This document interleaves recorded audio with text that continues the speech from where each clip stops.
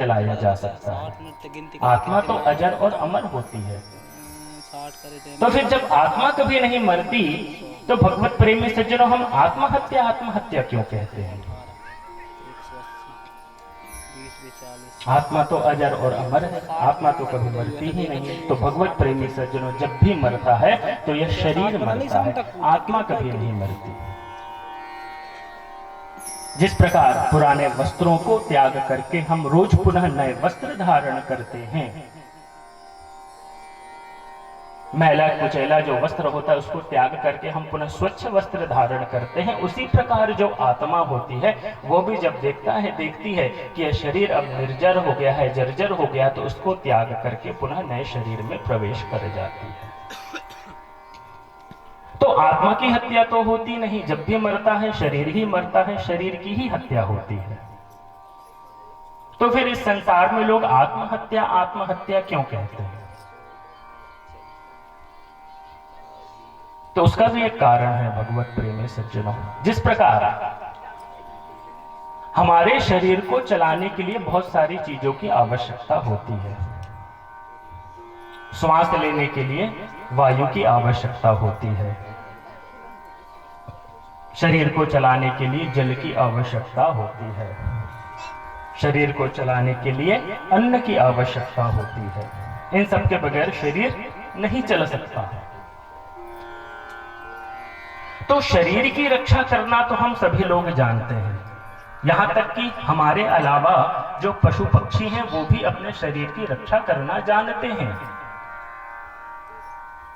तो जो शरीर की रक्षा करना जानता है उसे क्या कहा जाता है? उसे शरीरविद कहा जाता है। तो शरीर की रक्षा करना हम सभी लोग जानते हैं, लेकिन आत्मा की रक्षा करना कोई नहीं जानता। जिस प्रकार शरीर को परिपुष्ट करने के लिए जल, अन्न, वायु की आवश्यकता होती है, उसी प्रकार भगवत प्रेमी सज्जनों अपनी आत्मा की परिपुष्टता के लिए भी भजन की आवश्यकता होती है। अन्न, जल, वायु से हमारा शरीर परिपुष्ट होता है, उसी प्रकार भगवान के भजन में, भगवान के ध्यान में, भगवान की कथा में हमारी आत्मा परिपुष्ट होती है।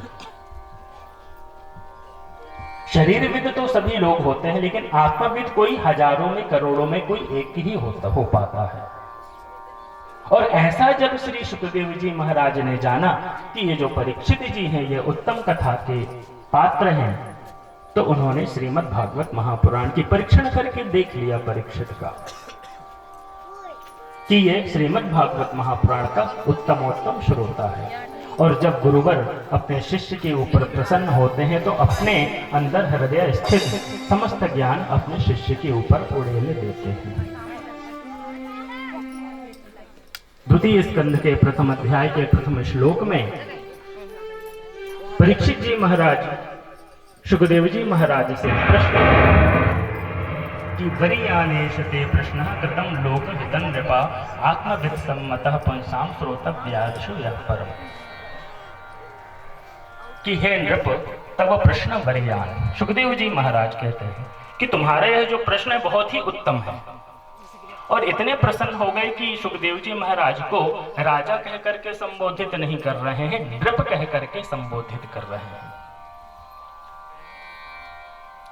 राजा किसे कहते हैं और नृप किसे कहते हैं? अगर हिंदी के अर्थों से समझे तो दोनों का एक ही अर्थ होता है, लेकिन अगर हम संस्कृत में इसका अर्थ समझें तो दोनों ही शब्दों का अलग अलग अर्थ होता है। तो राजा किसे कहते हैं? राजा दीप्यते येन सह राजा। जो राज्य करता है, जो शासन करता है, उसे राजा कहते हैं। और नृप किसे कहते हैं? नृणान मनुष्यान पाति यह स नृपः। जो मनुष्यों के कल्याण के लिए जो साधन एकत्रित करे उसे नृप कहते हैं। तो आज भगवत प्रेमी सज्जनों, जो राजा परीक्षित थे वो आज राजा से नृप बन गए। और ऐसा जब उत्तम पात्र सुखदेव जी ने पाया है तो बड़े प्रसन्न हुए हैं।